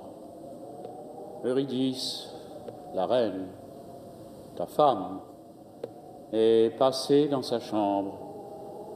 Sa chambre à l'odeur de lavande, au petit napperon brodé et au cadre de peluche, pour s'y couper la gorge.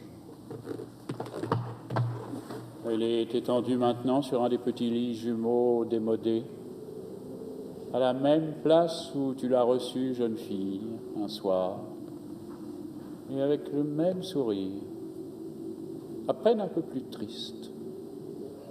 Et s'il n'y avait pas cette large tache rouge sur les linges autour de son cou,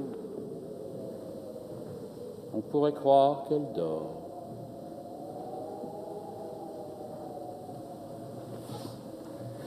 Elle aussi.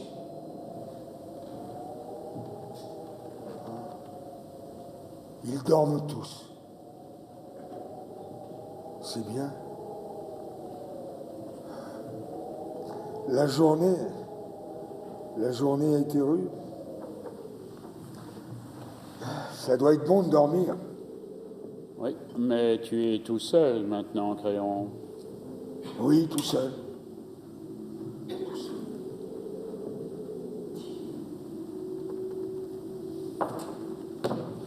Monsieur,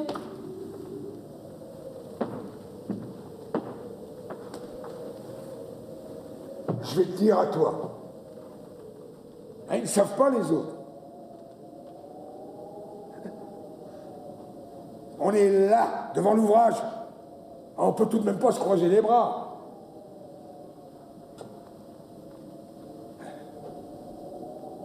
Ils disent que c'est une sale besogne, mais si on la fait pas, qui la fera? je ne sais pas, monsieur. Ah bah, bien sûr, tu ne sais pas. Et puis, tu en as de la chance. Ce qu'il faudrait, c'est ne jamais savoir.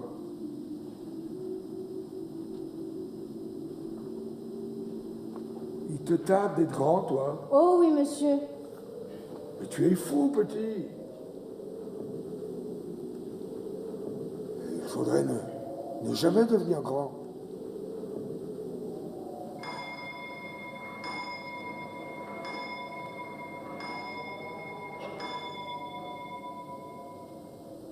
« 5 heures.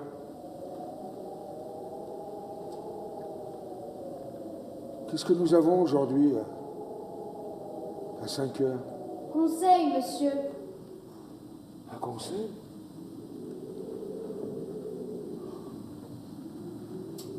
Eh bien, puisque nous avons conseil, petit, nous allons y aller.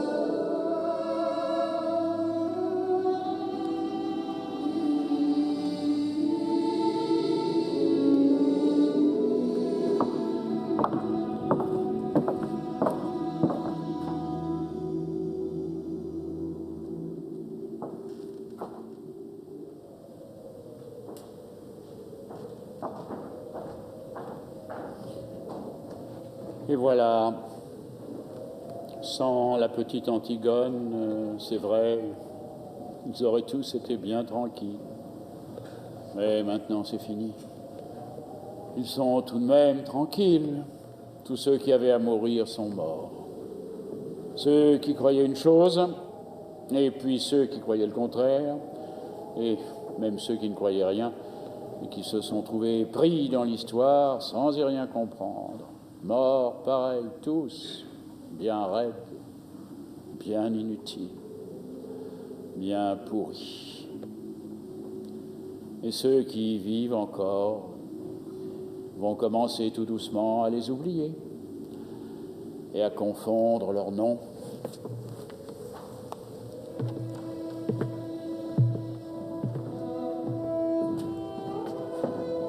C'est fini. Antigone est calmée maintenant. Nous ne saurons jamais de quelle fièvre son devoir lui est remis. Un grand apaisement triste tombe sur Thèbes et sur le palais vide où Créon va commencer à attendre la mort.